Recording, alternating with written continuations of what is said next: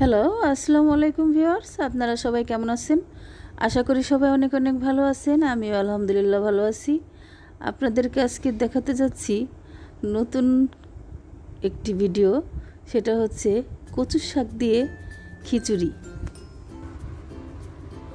প্রথমে আমি চাল আর ডাউল একসাথে ধুয়ে নিয়েছি।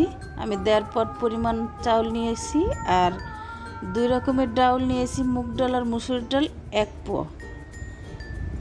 এখন আমি এর মধ্যে পেঁয়াজ, রসুন আর কাঁচামরিচ কেটে রেখেছিলাম সেটা এর মধ্যে দিয়ে দিয়েছি। দিয়ে দিলাম হলুদের গুঁড়ো,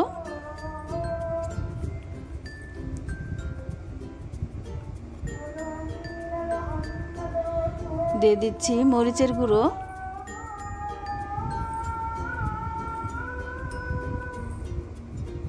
স্বাদ মতো নুন। এখন দিয়ে দিচ্ছি সয়াবিন তেল। আপনারা চাইলে সরিষার তেলটাও ইউজ করতে পারেন। এখন আমি হাত দিয়ে সুন্দর করে এটাকে মাখিয়ে নিচ্ছি। আমার মাখানো হয়ে গিয়েছে, আমি এখন পানি দিয়ে দিচ্ছি।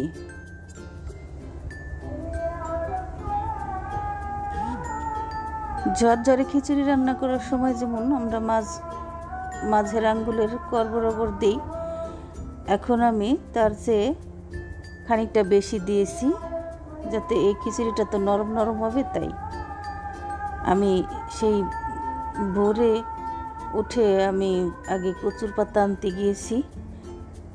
একটা জিনিস খেয়াল রাখতে হবে, কচুর পাতার পরিমাণটা একটু বেশি হতে হবে, নইলে কিন্তু খিচুড়িটা টেস্টি হবে না। দেখুন আমি অতটুকু চালের মধ্যে কতগুলো কচুর পাতা দিয়েছি।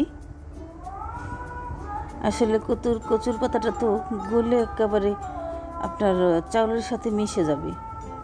দেখুন আমার বলক এসে গিয়েছে খিচুড়িতে। আমি এখন একটু নেড়ে চেড়ে মিশিয়ে দিচ্ছি, কচুর পাতাগুলো নিচের দিকে ডুবিয়ে দিচ্ছি খুন্তির সাহায্যে।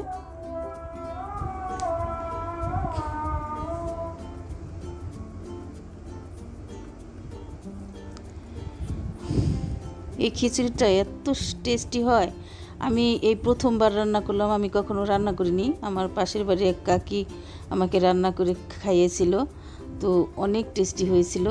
তো ভাবলাম ওনার কাছে শুনে রেসিপিটা আপনাদের সাথে শেয়ার করি। তো রান্না হওয়ার পর আমি খেয়েছি, মানে পেট ভরে গিয়েছে, তবু মনে চাইতেছিল যে আরও খাই, কিন্তু পেটটা তো বাষ্ট হয়ে যাবে আরও খেলে, এই জন্য আর খাইনি।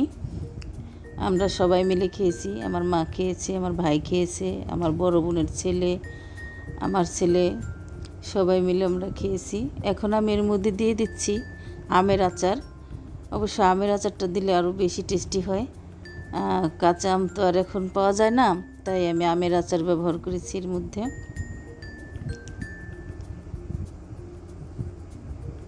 তো বন্ধুরা, আপনারা একবার হলেও বাসায় এভাবে ট্রাই করে দেখবেন, বিশ্বাস করেন একেবারে অনেক অনেক টেস্টি হয়। তো তাহলে বন্ধুরা, আমার রেসিপিটা হয়ে গিয়েছে। আপনারা আমার চ্যানেলটিকে সাবস্ক্রাইব করে পাশে থাকবেন, সুস্থ থাকবেন। আল্লাহ হাফেজ।